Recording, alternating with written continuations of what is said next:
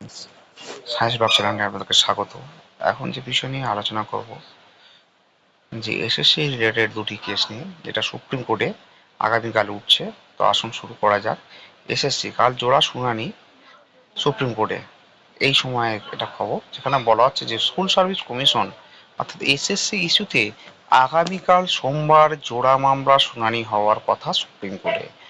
এর মধ্যে একটি হলো এসএসসির নতুন নিয়োগ বিজ্ঞপ্তি সংক্রান্ত মামলায় কলকাতা হাইকোর্টের বিচারপতি সৌমেন সেনের নেতৃত্বাধীন বেঞ্চের নির্দেশ চ্যালেঞ্জ করে, যার শুনানি হতে পারে বিচারপতি সঞ্জয় কুমারের এজলাসে। অন্য মামলাটি হলো আদালত অবমাননা সংক্রান্ত।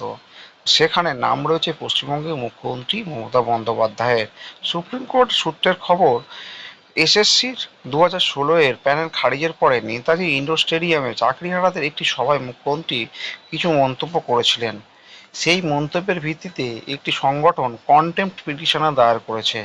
সুপ্রিম কোর্টের ওয়াচ লিস্ট অনুযায়ী এই মামলা শুনানি হওয়ার কথা প্রধান বিচারপতি বি.আর. গভাই, বিচারপতি আর. বিনোদ চন্দ্র এবং বিচারপতি এন.ভি. আনজারিয়ার বেঞ্চে। অন্যদিকে হাইকোর্টে বিচারপতি তাপব্রত চক্রবর্তীর ডিভিশন বেঞ্চের দেওয়া ওবিসি নির্দেশ কার্যকর না করায় আদালত অবমাননা দায়ের করা হয়েছে দেশের সর্বোচ্চ আদালতে। তো ফ্রেন্ডস, আসলে এই পর্যন্ত। আপনারা যদি ভিডিওটিকে পছন্দ করেন, অবশ্যই চ্যানেলটিকে সাবস্ক্রাইব করে ভিডিওটিকে বন্ধুদের মধ্যে শেয়ার করবেন এবং লাইক দেবেন। ধন্যবাদ।